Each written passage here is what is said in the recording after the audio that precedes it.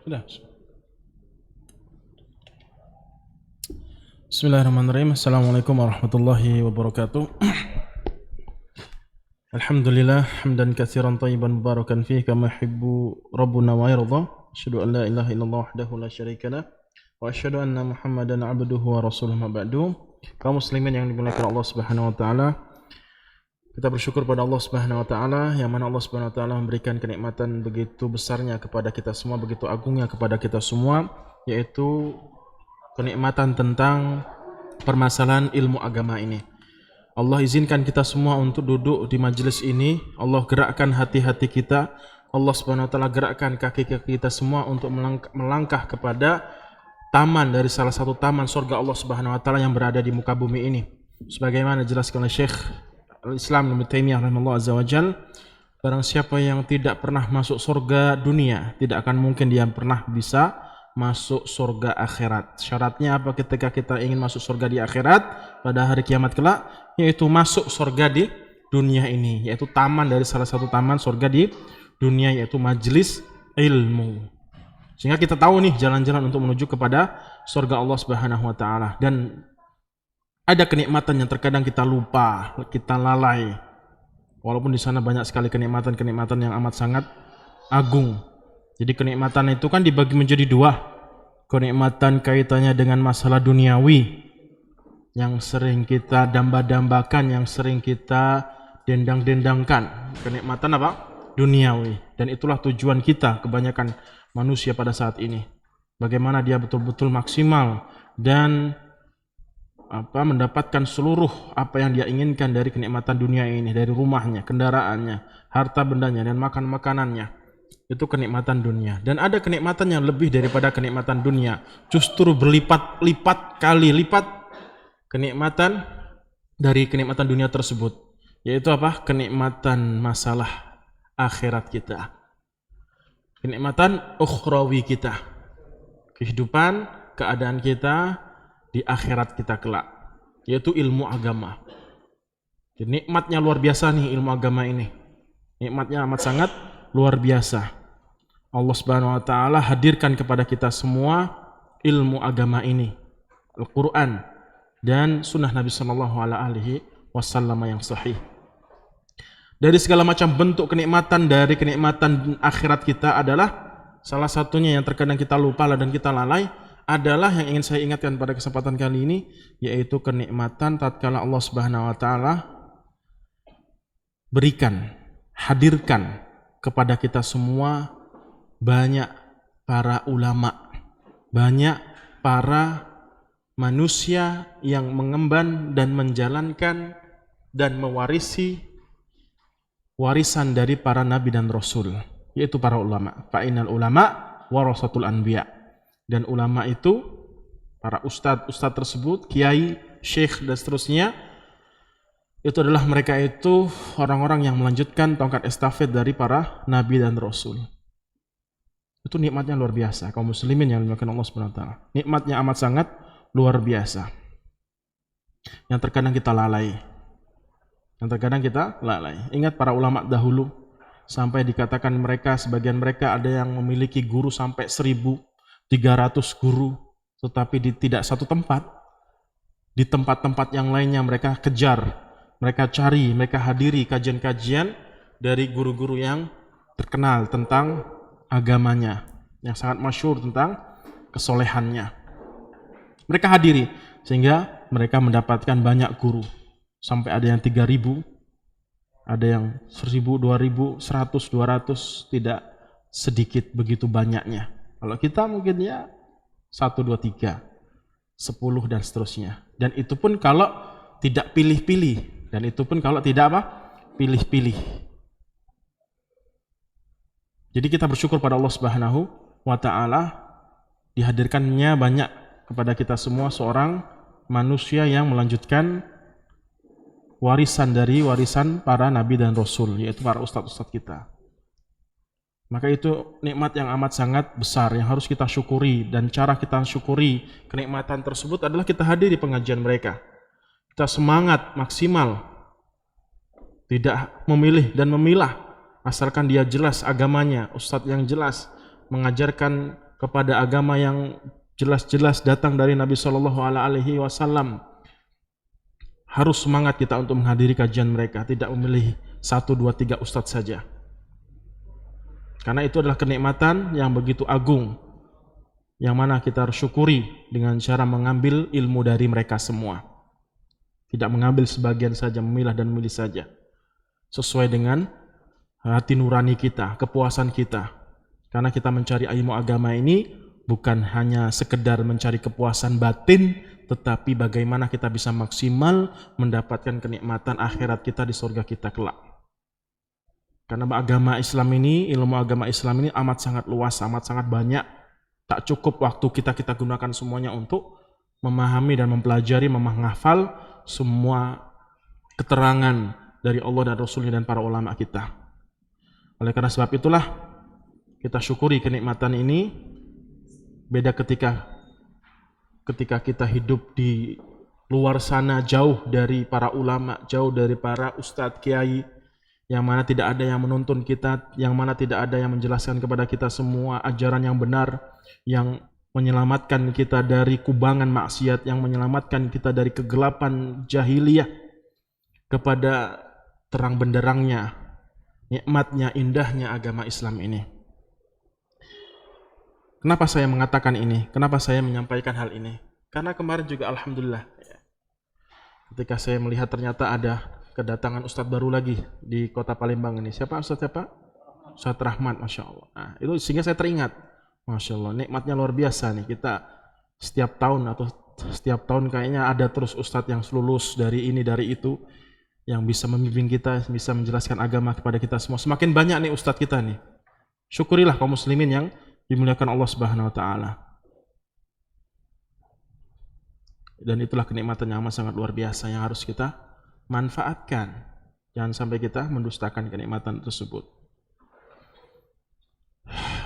Itu saja yang bisa saya sampaikan di awal pertemuan kita kaitannya dengan masalah fikih jenazah ini, sebagai motivasi saja agar kita betul-betul maksimal memanfaatkan, meluangkan waktu kita untuk mempelajari agama Allah Subhanahu wa ta'ala.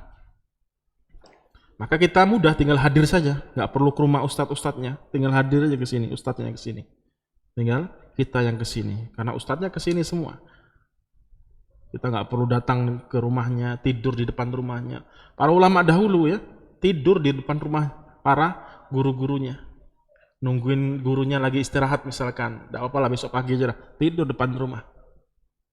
Imam Malik yang masih kecil, beliau seorang tabi'ut tabi'in, nunggu Ibnu Syihab ketika di pagi hari, ketika setelah sholat Idul Fitri, duduk di depan rumahnya menunggu, menanti gurunya. Tidak perlu kita lakukan itu semua. Kita hanya cukup hadir di majelis-majelis ilmu yang dihadiri oleh para ulama kita. Maka kita syukuri kenikmatan tersebut. Baik, kaum muslimin yang dimuliakan Allah Subhanahu wa taala, kemarin kita terhenti belum mentuntaskan tema kita tentang nasihat menjelang ajal yang sudah kita sebutkan 3 poin. Itu ditinjau dari sisi si mayit ya. Itu ditinjau dari sisi siapa? Si mayitnya. Yaitu wasiat, husnudzon kepada Allah Subhanahu wa taala, terus mengumpulkan rasa takut dan rasa harap kepada Allah Subhanahu wa taala. Ini 3 nih, enggak banyak-banyak, bisa gampang insyaallah. Ajarin ya, ajarin. Siapapun yang Anda dapati ketika dia sakit parah, ketika dia betul-betul sudah tidak bisa lagi istilahnya melanjutkan kehidupan, ajarkan 3 poin ini. Ajarkan 3 poin ini. Dan insya Allah dia akan mendapatkan apa? Kebaikan. Kemudian ditinjau dari yang melihat si mayit dalam keadaan sakaratul maut ataupun sebelum sakaratul maut. Apa yang harus kita lakukan? Adab yang kita harus terapkan untuk mereka kepada mereka. Jadi kitanya nih yang sehat ini, yang melihat seseorang dalam ambang kematiannya. Apa sunnahnya yang diajarkan oleh Nabi Shallallahu Alaihi Wasallam. Kata pengarang,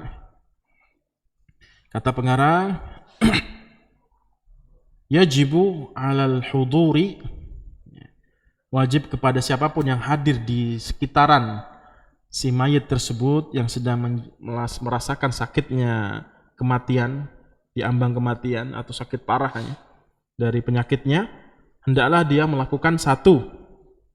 Ada 3 saja. 1. An yudzakiruhu bi husni dhanni billah. An yudzakiruhu bi husni dhanni billah. Mengingatkan si mayit untuk husnudzon kepada Allah Subhanahu wa taala, sama dengan poin yang kedua dari si mayit tadi, husnudzonnya. Nah, kita ingetin, kewajiban kita mengingatkan si mayit husnudzon pada Allah Subhanahu wa taala. Jangan takut, jangan takut. Jangan memunculkan statement-statement, pemikiran-pemikiran bahwasanya kalau maksiat yang Anda lakukan itu tidak mungkin diampuni. Tidak mungkin diampuni. Insya Allah diampuni. Jangan dipikirkan seperti itu. Allah Maha luas ampunannya, tidak terbatas ampunan Allah Subhanahu wa taala itu. Beda sama makhluk, beda sama manusia. Manusia kalau 1 kali bolehlah dia kasih maaf. 2 kali kita salah sama dia, ya boleh dia memberikan maaf kepada kita. Tapi kalau kita berulang kali melakukan kesalahan kepada orang lain, kepada manusia, ya ampunannya, maafnya hanya terbatas sampai 1-2 kali saja. Sehingga setelahnya dia tidak akan mungkin memberikan maaf. Tiada maaf bagimu. Itu oleh karena sebab apa? Kita mengulang kesalahan kita kepada dia, dan susah untuk kita mendapatkan maaf dari manusia. Ini kan ampunan, maafnya manusia sangat terbatas. Nah, ampunan Allah, maafnya Allah Subhanahu wa taala dari sifat-sifat Allah Subhanahu wa taala yang mulia tadi itu tidak terbatas sedikit pun, dengan batasan apapun. Luas cakupannya dari ampunan Allah Subhanahu wa taala. Sebesar apapun maksiat, kesalahan, kedurhakaan kita kepada Allah Subhanahu wa taala, tetap Allah kasih apa yang namanya ampunan, dengan syarat ruh kita belum lewat dari kerongkongan, dengan syarat matahari belum terbit dari barat, kiamat itu. Ingetin, kasih nasihat seperti itu. Kasih motivasi. Husnudzon, berbaik sangka, tidak boleh buruk sangka kepada Allah Subhanahu wa taala. Itu yang pertama, sebagaimana sudah kita sampaikan yang kemarin kaitan dengan husnudzon si mayitnya. Ini orangnya ya, yang di sekitarannya itu. Ingetin, ya, ingetin. Nomor 2. An yulaqinu kalimata la ilaha illallah. Talqin, yang sering kita dengar apa? Talqin, mentalqinkan, mengimlakkan.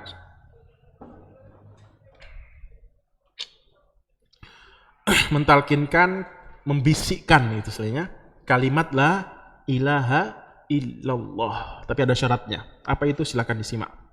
Sebagaimana sabda Nabi sallallahu alaihi wasallam, laqinu mautakum la ilaha illallah. Bisikanlah, talkinkanlah kalimat la ilaha illallah di telinga si mayit tadi, si calon manusia yang akan merasakan sakaratul maut tadi, yang akan berpisah dengan dunianya.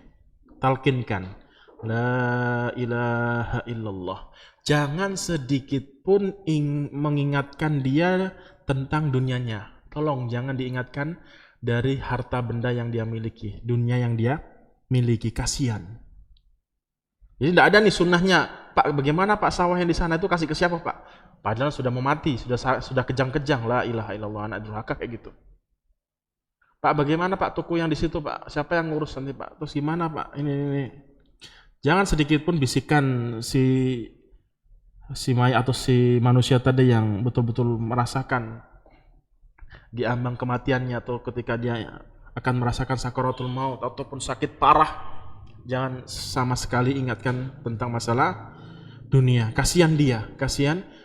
Dia akan merasakan perpisahan dia dengan dunia, yang mana kita tidak rasakan. Dia amat sangat butuh doa dari kita, dukungan dari kita, support, motivasi dari kita, untuk kita berikan nasihat-nasihat agar dia bisa selamat dari segala macam bentuk siksaan, adab setelah kematiannya nanti.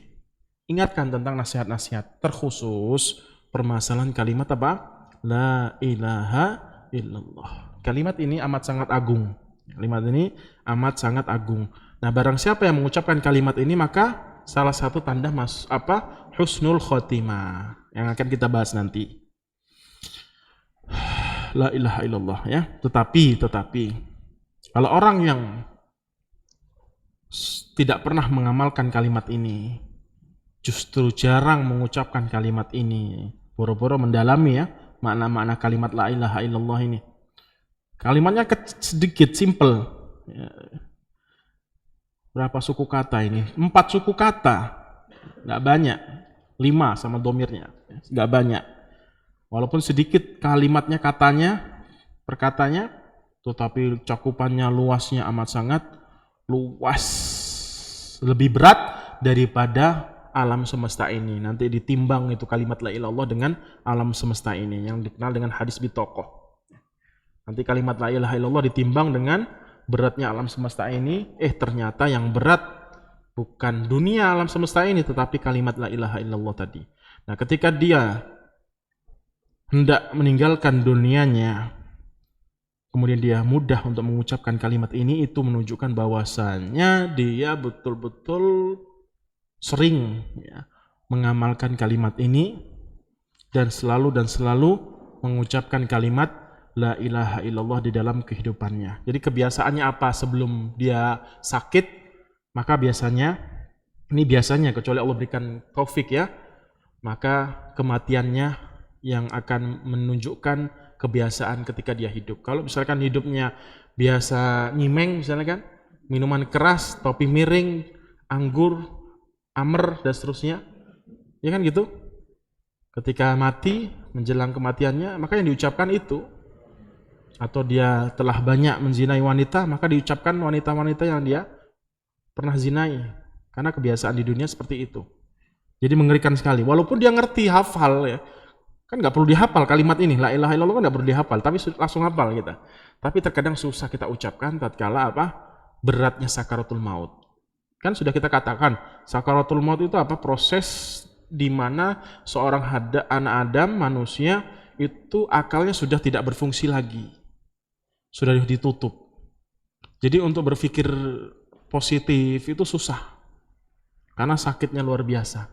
Itulah yang namanya sakarot. Akalnya sudah susah dicerna lagi, dia pikirkan lagi, dia gunakan lagi, itu susah sudah. Sebagaimana orang mabuk, ketika dia mabuk dia lupa segala-galanya.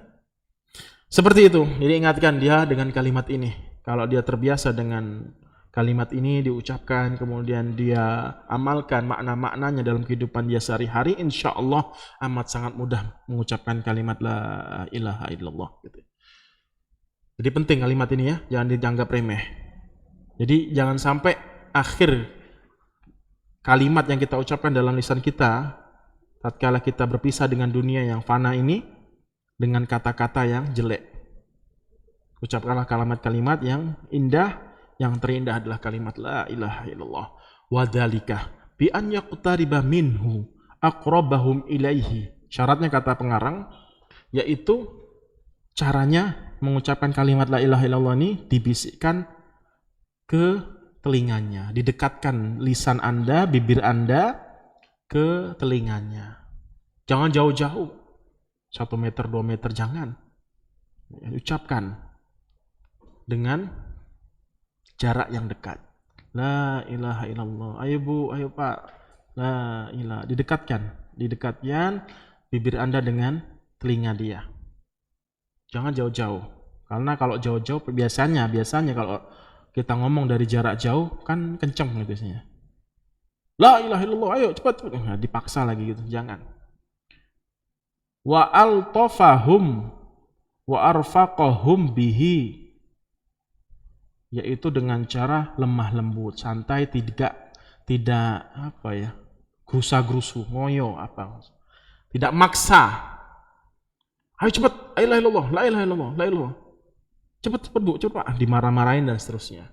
Kalimat-kalimat yang indah lah itu ya, nada-nada yang indah, yang lembut, jangan keras-keras, santai saja, lembut kata beliau.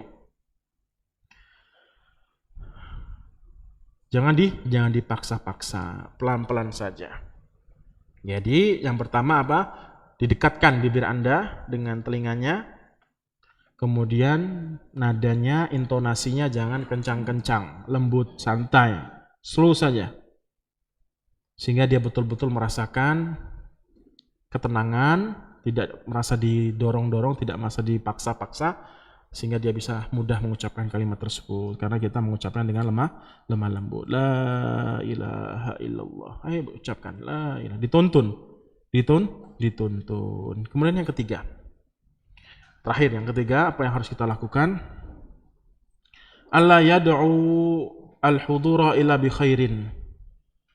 Alla yad'u al-huduru illa bi khairin, yaitu semua yang hadir di sekitaran si mayit tadi, si calon mayit tadi, seorang yang merasakan sakaratul maut tadi, tidaklah berdoa kepada Allah Subhanahu wa taala untuk si mayit tadi kecuali doa yang baik-baik saja, doa yang baik-baik saja. Nabi Shallallahu alaihi wasallam menyatakan, "Idza hadartumul maridha," kalau kalian menyaksikan orang yang sakit parah, awil mayyita, atau seorang manusia yang diambang kematiannya. Ini Nabi SAW memberikan syarat, kalau kamu menghadiri orang yang sakit, melihat orang yang sakit parah dan orang yang diambang kematiannya, sakaratul mautnya, faqulu khairon, ucapkan kata-kata yang baik atau doakan untuk dia kepada Allah Subhanahu wa taala doa-doa yang baik-baik saja.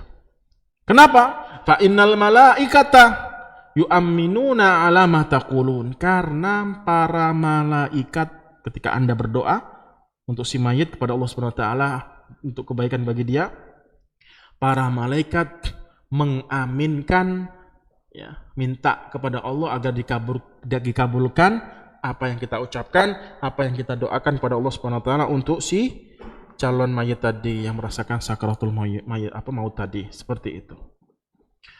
Jadi banyak-banyak berdoa kepada Allah Subhanahu wa taala untuk si mayit. Itu sebelum meninggal, apalagi setelah meninggal.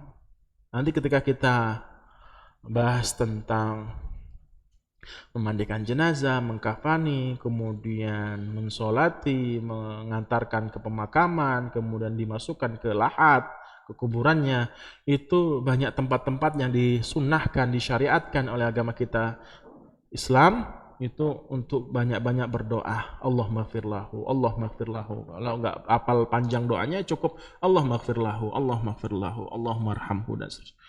Disyariatkan untuk berdoa terus. Tidak baca-baca doa atau jerit-jerit, menangis, apalagi kayak yang di Ghana itu, di Afrika, yang bopong mayitnya sambil joget-joget, ya, yang viral itu. Alasannya menghilangkan rasa sedih. Harusnya pada saat itu mengingat kematian, mengambil banyak pelajaran biar manusia itu sadar, tidak lalai dari kehidupan dunianya untuk mengingat kehidupan setelah kematian, kok malah joget-joget dan seterusnya. Nah, seperti itu. Jadi yang pertama apa? Ngingatin husnudzon. Kedua, mentalkidkan, membisikkan kalimat la ilaha illallah. Ketiga, yaitu banyak-banyak doa kepada Allah Subhanahu wa taala untuk sisi mayit. Gitu ya. Paham ya? Seperti itu. Ingat kaum muslimin yang dimuliakan Allah Subhanahu wa taala, saya ingatkan terus.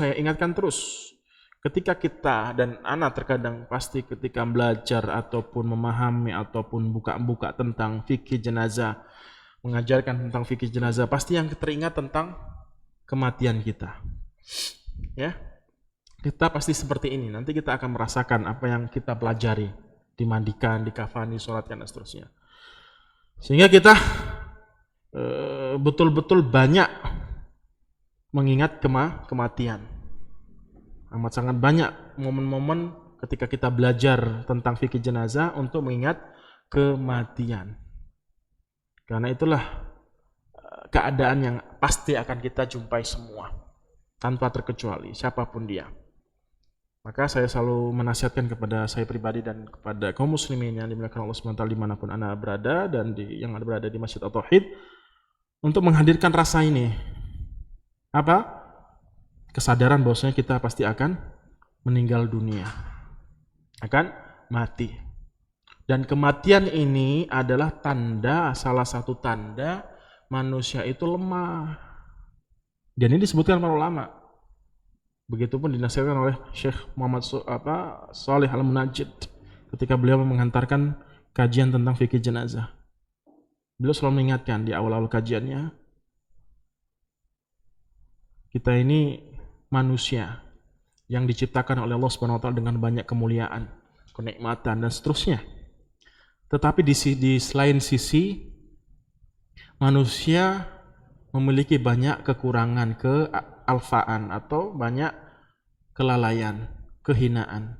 Menunjukkan manusia ini betul-betul hina. Untuk apa sombong? Yaitu salah satunya adalah Allah tunjukkan, Allah Subhanahu wa taala tetapkan manusia ini akan merasakan yang namanya apa? Kematian. Nah, kematian itulah tanda manusia itu lemah gitu loh. Ya banyak sih sifat lemah kita ini, sifat manusia, sifat dasar manusia ini betul-betul hina. Salah satunya adalah kematian. Katanya pejabat tinggi, katanya banyak harta, katanya punya banyak rumah, kendaraan mewah. Capek tenaganya, waktunya, pikirannya dia gunakan semuanya untuk dunia. Tatkala mati, meninggal dunia, dia nggak bisa apa-apa lagi. Justru butuh pertolongan orang lain untuk mandikan dia. Katanya ganteng, katanya cantik, katanya hebat, jagoan, gede. Katanya gitu ya. Tapi ketika meninggal dunia, mati, la ilaha illallah. Betul-betul amat sangat hina. Mandi saja harus dimandiin. Untuk berpakaian pun juga harus dikenakan pakaian oleh orang lain. Jadi buat apa sombong gitu loh? Buat apa congkak? Bangga dengan apa yang dia miliki. Gak ada manfaat sedikit pun. Nah, ini adalah tanda kalau kita ini lemah, manusia yang sangat lemah sekali. Gitu ya. Ya, kita lanjutkan sebagaimana yang tema yang sudah dipaparkan, bahwasanya pada kesempatan ini kita akan bahas sekelumit singkat tentang tanda-tanda husnul khotimah, tanda-tanda baik atau buruknya kematian seseorang, gitu ya. Banyak sekali tanda-tanda husnul khotimah dikumpulkan oleh Syekh Muhammad Nasruddin Al-Albani dalam kitabnya Al-Ahkam Al-Janaiz. Beliau kumpulkan 18 dalil yang menunjukkan baiknya kematian seseorang. Tapi di sini sampai 4 saja atau 6 poin. Jadi nggak mungkin kita sampaikan semua. Oleh karena sebab itulah perlunya yang namanya grup. Ya, sudah dibuat belum? Jadi apa yang nggak bisa kita sampaikan karena waktu gitu ya, kesempatan di kajian, kita sampaikan di grup. Begitupun nanti doa-doanya. Doa ketika mensolati dan seterusnya. Itu nanti saya sudah buat tulisan-tulisan, kumpulan-kumpulan tentang doa-doa yang masyru'ah, yang disunnahkan dari Nabi SAW, dan nggak mungkin kita hafalin di sini. Nah, makanya kita buat grup pengurus jenazah syariah gitu misalkan. Nah, di situ saya sampaikan. Salah satunya adalah tanda-tanda kebaikan dari kematian seseorang itu ada 18. Dan nggak mungkin kita sampaikan semua. Baik. Sebelum kita sampaikan beberapa poin tentang tanda-tanda kebaikan dari kematian seorang anak Adam manusia, ada beberapa poin. Semoga ingat semua saya. Yang harus kita perhatikan, yang harus kita pahami. Yang pertama, yaitu setiap tanda-tanda kebaikan ataupun keburukan dari kematian seorang manusia, tidak serta-merta kita langsung cap, kita vonis orang ini pasti masuk surga tanpa masuk neraka gitu maksudnya, atau pasti masuk neraka tanpa masuk surga. Karena itu hak Allah Subhanahu wa taala yang mengatur itu semua. Tahta masyiatillah. Kehendak Allah Subhanahu wa taala, siapa saja yang Allah ingin ampuni, ya Allah ampuni.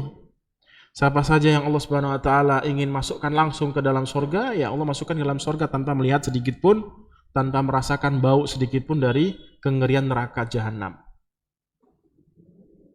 Satu itu, ya. Kecuali memang ada dalil nanti. Nah, itu jangan serta-merta pasti neraka nih ya. Jangan. Ini pasti masuk surga. tanpa masuk neraka dan seterusnya. Itu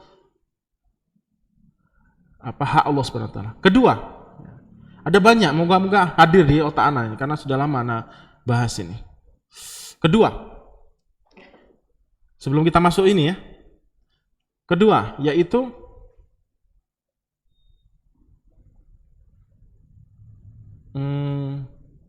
setiap yang disebutkan tentang husnul khotimah, kebaikan atau keburukan kematian seorang anak Adam, itu memberikan pelajaran kepada yang hidup. Memberikan pelajaran kepada yang hidup. Bukan serta-merta untuk si mayit gitu. Bukan menghukumi si mayit saja.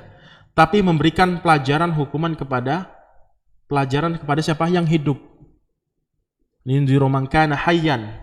Allah katakan di dalam surat Yasin, Al-Quran ini diperuntukkan bagi yang hidup. Kalau yang meninggal dunia sudah habis waktunya. Gak ada lagi kesempatan untuk belajar. Gak ada lagi kesempatan untuk duduk seperti ini. Untuk memperbanyak amal soleh sudah ada waktunya lagi, habis. Kecuali yang hidup. Jadi ketika kita mempelajari, menghafal, memahami, ini husnul khotimah, ini su'ul khotimah, itu hakikatnya kembali ke kita. Gitu loh. Apa alasannya? Apa rahasianya? Allah Subhanahu wa taala dan Rasulnya menyampaikan kepada kita semua ini kematian yang baik, ini kematian yang buruk, kecuali untuk kita renungi. Jangan sampai seperti itu misalkan. Jangan sampai kita mati dalam keadaan kufur yang seperti orang ini misalkan. Harusnya kita mati dalam keadaan yang baik seperti orang ini, yang soleh ini. Jadi ada harapan-harapan untuk ke sana. Nah, satu lagi lupa saya. Ada lagi lupa.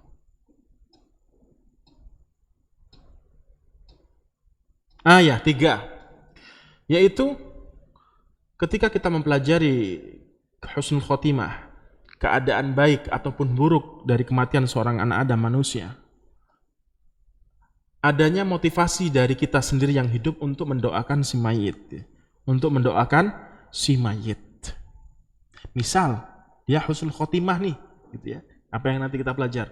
Semakin semangat kita berdoa kepada Allah SWT untuk si mayit. Misal, kalau misalkan husnul khotimah tadi jelas ya, seperti ini kita bahas misalnya. Ada di si mayit tadi. Apakah tidak perlu kita berdoa? Apakah tidak perlu lagi syariat Allah maghfir lahu ketika sholat? Kan bukan seperti itu. Tetap disyariatkan kan?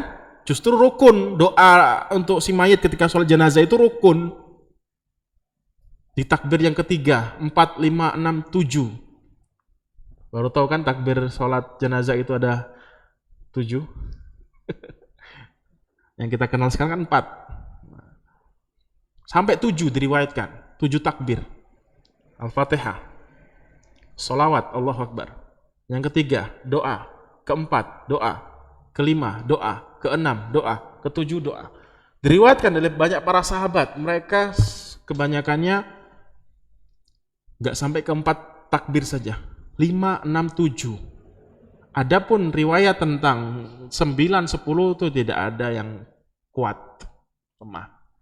Yang sahih itu sampai batasannya 7 saja. Jadi 5, 6, 7. Nanti kita bahas ketika sholat jenazah. Lalu bagaimana saat yang sering kita lakukan 4 takbir? Ya nanti bahasnya, sholat jenazah.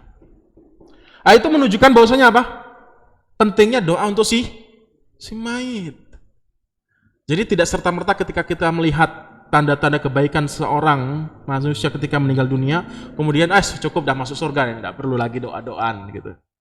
Justru harusnya semakin berharap lagi kepada Allah Subhanahu wa taala agar orang ini ketika meninggal dunia menunjukkan tanda-tanda baik, dia mendapatkan kebaikan tersebut. Sebaliknya, ketika dia mendapatkan keburukan, misalkan keburukan, jangan ngatoi. Jangan buka aib. Justru dosa besar membuka aib si mayit. Tatkala Anda memandikan jenazah dan seterusnya. Jadi yang mandikan jenazah itu syaratnya apa? Amanah. Aku tadi mandiin dia itu gini gitu ya. Enggak boleh. Neraka paling gitu. Enggak boleh juga. Enak nian ngomong neraka surga itu. Memangnya punya kamu surga itu. Amanah harus amanah, tidak boleh buka aib sembarangan. Jadi seperti itu. Jadi ketika dia mendapatkan tanda-tanda keburukan dari kematiannya, justru kita lebih semangat lagi minta sama Allah Subhanahu wa taala agar orang ini diampuni. Jangan malah nyukuri, kurang ajar, syukur dan seterusnya. Jangan. Biasanya kita jengkel kan. Ada orang dolim ke kita misalkan kan gitu. Ngedolimi macam-macam. Ketika mati, alhamdulillah, bukan inna lillahi wa inna ilaihi. Ada nggak kayak gitu? Ada. Karena pengalaman gitu ya. Memang kayak gitu, namanya naluri manusia kan, naluri kebencian setan kan gitu. Ketika meninggal musuh kita yang sering ngedolimi kita, bukan ketika kita mendapatkan kabar atas matinya dia, wafatnya dia, bukan inna lillahi wa inna ilaihi rajiun. Alhamdulillah, bukan ala kulli hal, alladzi bi ni'matihi tatimmus sholihat. Ya jangan, kasihan dia itu. Justru di situ kita, rahmat kita, kasih sayang kita itu terbatas kepada siapa saja yang kita cintai. Nah, Nabi SAW dan Allah Subhanahu Wa Taala mencintai pada siapapun. Kepada mereka yang bermaksiat pun Allah Subhanahu Wa Taala dan Rasulnya mencintai mereka. Walaupun di sisi lain Allah murka dari kemaksiatan yang dilakukan. Kecuali siapa saja yang mereka yang diharamkan untuk kita minta ampun kepada Allah, yaitu orang-orang munafik. Nanti kita bahas. Haram hukumnya mensolati orang yang jelas-jelas menampakkan kemunafikannya. Allah tegaskan di dalam surat At-Taubah. Wala tusalli ahadam minhum matu abadan. Karena mereka kufur pada Allah Subhanahu wa taala. Seperti itu. Jadi jelas-jelas munafik nih. Tidak boleh kita minta ampun kepada Allah atas dosa-dosa orang munafik yang munafiknya ini bukan amali tapi i'tiqadi. Munafiknya apa? I'tiqadi. Apa i'tiqadi itu? Wujudnya muslim tapi keyakinannya kufur. Kalau amali, nifak atau munafik amali cuma dosa maksiat biasa.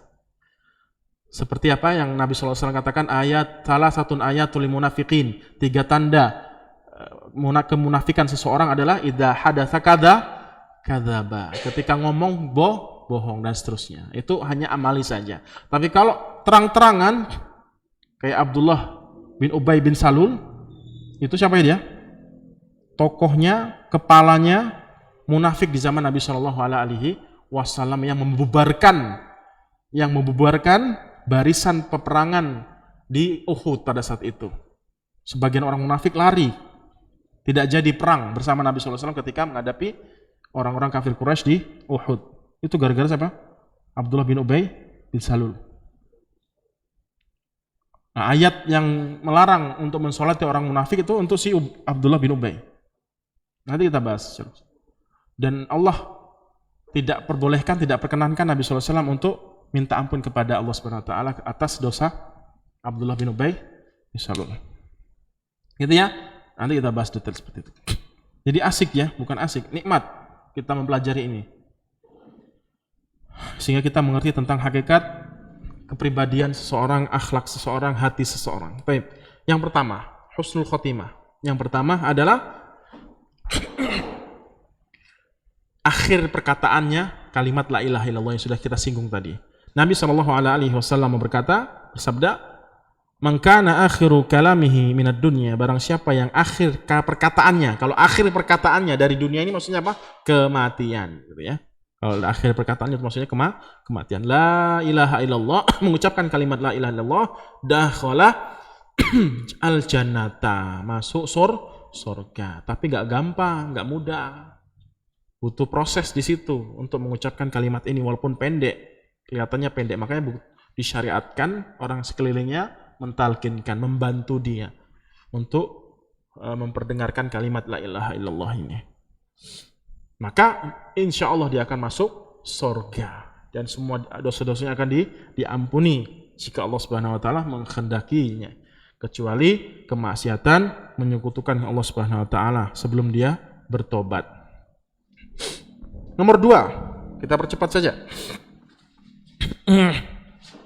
yaitu matinya seseorang yang ada keringat di dahinya, di kepalanya.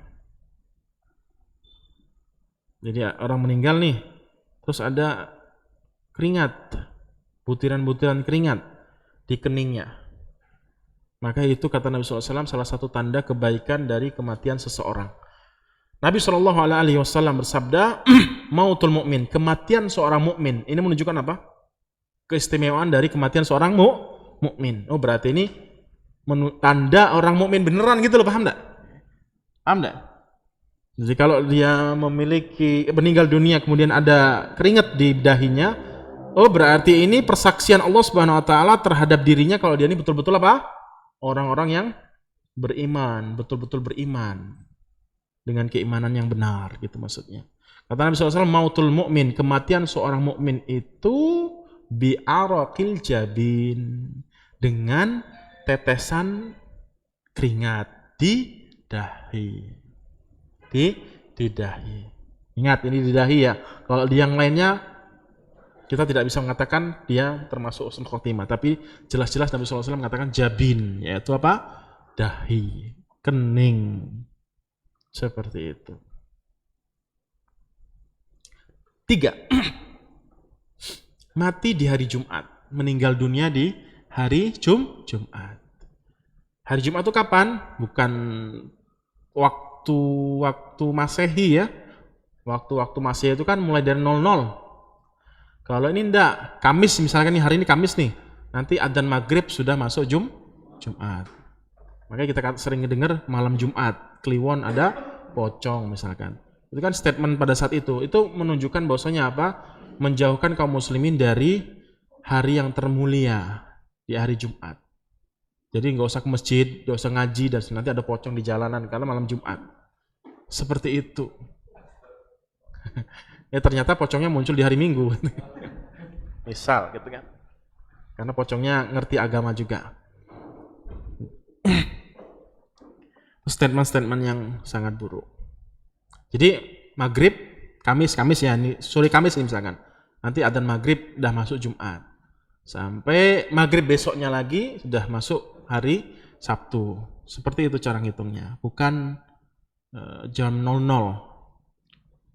Jadi seperti itu waktunya. Malamnya, sorenya, paginya, siangnya, sorenya, pokoknya masuk dalam hari Jumat. Kita nggak bahas detail, karena di hari Jumat situlah Allah menciptakan Nabi Adam.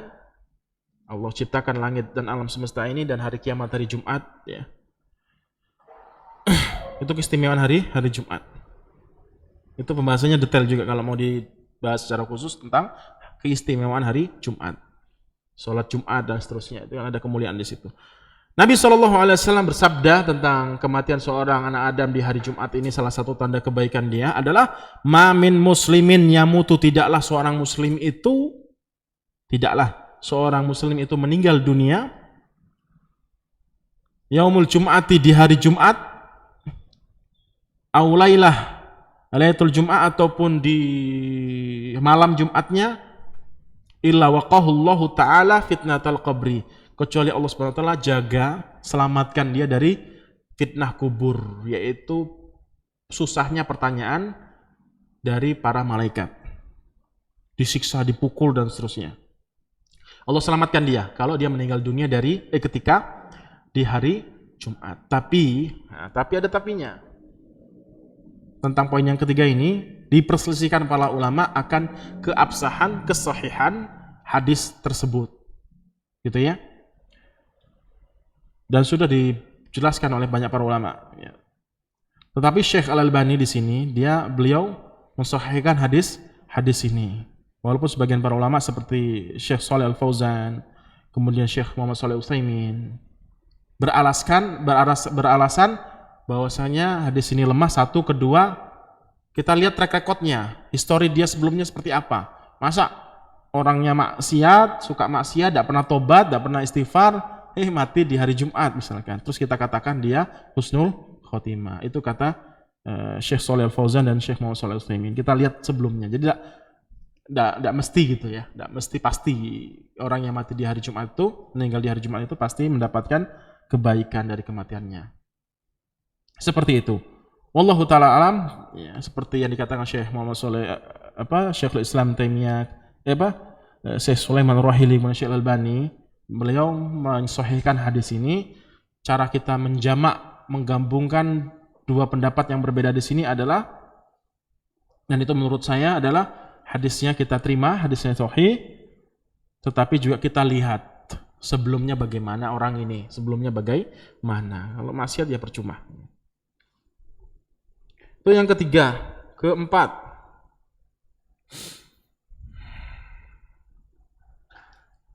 yaitu banyak pujian dari manusia. Ketika meninggal dunia seseorang, kemudian sepakat di satu kampung atau secara kebanyakannya 80%, pokoknya terbanyaklah dari presentasi kebanyakan orang di kampungnya memuji dia. Oh, ini orangnya ini baik, dan seterusnya baik. Maka dia mendapatkan kebaikan dari kematian dia. Sebaliknya, kalau orang kampung kebanyakannya nyukurin dia, terus jelek-jelekin dia, kapok dan syukur dan seterusnya, rasoin dan seterusnya gitu kan. Kebencian dari masyarakat secara keseluruhan ataupun sebagian besar, itu tanda keburukan dia. Kenapa seperti itu? Ada dalilnya. Suatu ketika kata Anas bin Malik radhiyallahu taala anhu, beliau mengatakan, "Marru bi janazatin fa athnu 'alaiha khairan." Nabi SAW dan para sahabatnya suatu ketika berjalan-jalan kaki, tidak sengaja melewati satu jenazah. Seorang muslim meninggal dunia. Para sahabat nih muji dia. Oh, ini orangnya top dan seterusnya. Muji orang yang pertama tadi, yang meninggal tadi. Muji. Maka Nabi SAW katakan wajabat. Kita kunci dulu apa maksud dari wajabat. Kemudian setelah itu melewati jenazah yang kedua. Para sahabat fa'athnu 'alaiha syarron, dijelaskan keburukannya. Menjelek-jelekkan, mencerca. Ini orangnya ini. Bukan gibah ya. Ini hanya sekedar persaksian orang-orang soleh. Orang-orang soleh semua nih, para sahabat kan itu. Maka Nabi SAW mengatakan wajabat. Apa wajabat nanti? Maka Umar bin Khattab radhiyallahu taala anhu bertanya kepada Nabi SAW, "Ya Rasulullah, ma wajabat? Apa maksud dari perkataanmu wajabat itu? Apa sih ya Rasulullah?" Ketika melewati jenazah pertama wajabat, jenazah kedua wajabat, apa kata Nabi SAW dari pertanyaan Umar bin Khattab? "Hada asnaitum alaihi khairan." Orang pertama tadi kalian puji dengan kebaikan-kebaikan, fawajabat lahul jannatu, wajib bagi dia masuk surga. Wa hadza asnaitum alaihi syarran fawajabat lahu naru. Yang kedua tadi kamu jelek-jelekin kan gitu, kamu cerca, kamu hina-hinakan, wajib bagi dia masuk neraka. Ini yang ngomong siapa? Nabi SAW gitu ya. Dan pastinya perkataan beliau berdasarkan wahyu dari Allah SWT. Antum syuhada'ullahi fil ardi. Kalian semua adalah para saksi Allah Subhanahu wa taala di dunia. Paham enggak maksudnya saksi di sini? Yaitu para sahabat yang mengerti tentang hakikat kehidupan seseorang dan akibat dari kehidupan seseorang. Kehidupannya bagaimana, akibatnya seperti apa? Kehidupan seseorang, akibatnya seperti apa? Itu mengerti para sahabat karena mereka saksi Allah Subhanahu wa taala di dunia. Dan Allah sudah tetapkan memang sebelum mereka meninggal dunia, yaitu orang-orang yang hidup di dunia. Barang siapa yang seperti ini akan masuk surga, barang siapa seperti ini akan masuk neraka, itu Allah sudah tetapkan. Sehingga para sahabat ngerti perbuatan seseorang apa konsekuensinya, akibatnya dari setelah mereka mati. Baik. Timbul pertanyaan besar.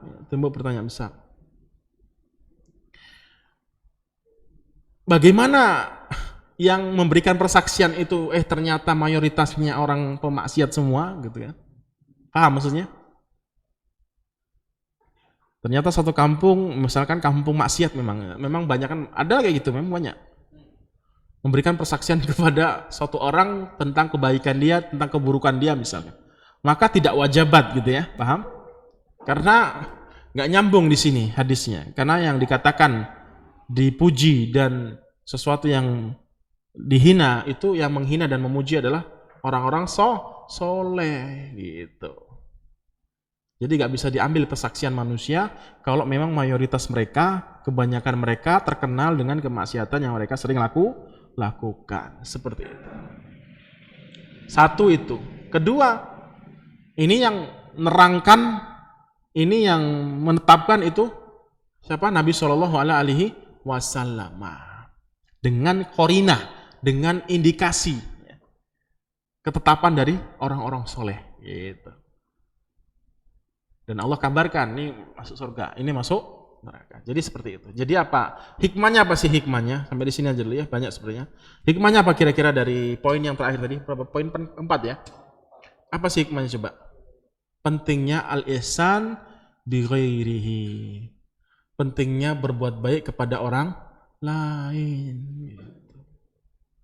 Itulah korelasinya dengan pelajaran kita sebelumnya tadi, akhlak tadi.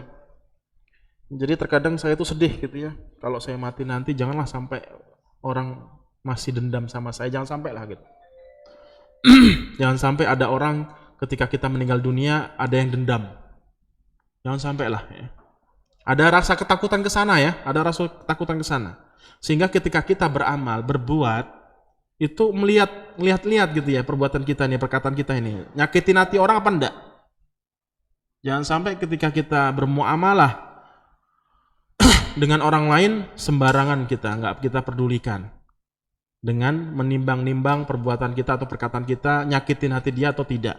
Hati-hati sehingga kita betul-betul jangan sampai menyakiti orang lain, dan ini adalah hak yang amat sangat penting yang harus kita tunaikan kepada sesama kita. Jadi bukti kebaikan dari kematian seseorang ataupun keburukan dari kematian seseorang adalah pujian dari orang lain, dan orang lain tersebut yang memuji tersebut ya otomatis mereka yang ngerti, yang soleh gitu ya, yang ngerti tentang agama mereka. Misalkan gitu ya, seseorang meninggal dunia, kemudian sepakat para kiai, sepakat para ustadz, ini masya Allah nih, ini masya Allah, insya Allah itu wajabat surga atau wajabat neraka. Apalagi mereka yang ngerti tentang masalah agama mereka. Atau secara umum lah, secara umum, tidak harus ustadz, tidak seharus orang yang soleh nian, secara umum, secara orang awam lah gitu, yang mana mereka tidak biasa dengan kemaksiatan, walaupun terkadang terjatuh, tetap bisa kita ambil persaksian mereka. Kecuali tadi orang yang betul-betul jauh dari Allah SWT, tidak bisa kita ambil persaksian mereka. Wallahu ta'ala alam. Silakan kalau ada yang ditanyakan. Kita cukup sampai di sini. Saya buka 2 pertanyaan saja. Silakan. Ini belum selesai ya. Husnul khotimah ini, su'ul khotimah pun belum selesai, belum kita bahas. Ya, ini Ustaz, ada pertanyaan dari jemaah ini Ustaz, yang masuk. Assalamualaikum Ustaz. Saya pernah mendengar bahwa salah satu imam mazhab yang bertahan di 3 kurun kalau tidak salah. Apa? Bertahan apa? 3 kurun Ustaz. Apa tuh? 3 kurun? Enggak tahu juga nih. 3 kurun? Iya Ustaz. Ya, 3 generasi terus? Ya, kalau tidak salah aja. Di atas kepemimpinan pemimpin yang zalim. Betul. Namun ketika pemimpin zalim tersebut meninggal, imam mazhab tersebut sujud syukur. Apakah kita boleh juga meniru perbuatan imam tersebut ketika meninggalnya pemimpin zalim ya di zaman kita? Terima kasih Ustaz. Masya Allah. Itu tidak boleh toh, sujud syukur. Sebelum dia meninggal dunia saja kita diwajibkan untuk berbuat baik kepada pemimpin dolim. Apalagi ketika meninggal dunia, justru dia lebih butuh lagi untuk kita banyak-banyak berdoa kepada Allah SWT agar dia selamat dari kedoliman yang ketika dia lakukan di dunia. Jangan malah syukurin dan seterusnya, kan bukan adab seperti itu. Wong dia hidup saja kita harus berbuat baik pada dia. Dia hidup saja. Kita dipukul ketika harta kita diambil. Kata Nabi SAW, fasma wati. Taati dia. Jangan dikudeta. Jangan berontak, jangan ngelawan. Itu pemimpin. Kaum muslimin yang dimuliakan Allah SWT, pembahasan tentang atau hikmah ya. Hikmah Kenapa syariat Islam itu mewajibkan untuk taat dan dalilnya terlalu banyak. Kenapa syariat Islam itu mewajibkan kita untuk taat kepada pemimpin yang dolim, untuk berbuat baik kepada pemimpin yang dolim. Harta kita sudah dirampas tuh. Kita dilukai, dipukul dan seterusnya. Bahkan dibunuh misalkan. Tetap wajib taat. Apa hikmahnya itu? Panjang penjelasannya. Butuh tema khusus. Butuh tema khusus. Saya punya teman satu angkatan ketika kuliah. Itu videonya viral di YouTube. Silakan dibuka. Penjelasan tentang ini sangat bagus banget. Dia Masya Allah tegas masalah taat kepada pemerintah. Kalau kita nggak disyariatkan taat kepada pemerintah, terus harus memberontak gitu. Kalau kita memberontak, maslahatnya lebih besar mana? Ketika kita memberontak atau ketika kita diam? Maslahatnya lebih banyak mana kira-kira? Mana tanya? Maslahatnya lebih banyak mana? Memberontak atau diam? Diam dong. Berontak antum kuat. Ataupun kalau menang, kata para ulama, maka pemimpin, misalkan kita menang nih, maka pemimpin yang dijatuhkan, kemudian kita gantikan pemimpin berikutnya akan lebih dolim, lebih buruk lagi daripada pemimpin yang dolim sebelumnya.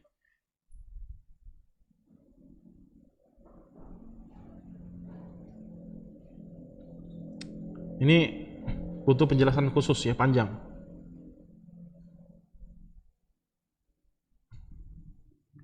Ada bagus banget videonya, namanya Ustadz Arif Masuku, silakan dibuka di YouTube.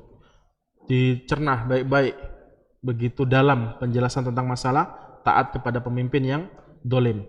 Ketika aja di YouTube gitu, Ustadz Arif Masuku gitu ya, Ustadz Arif Masuku, kemudian tentang hukum demo gitu aja.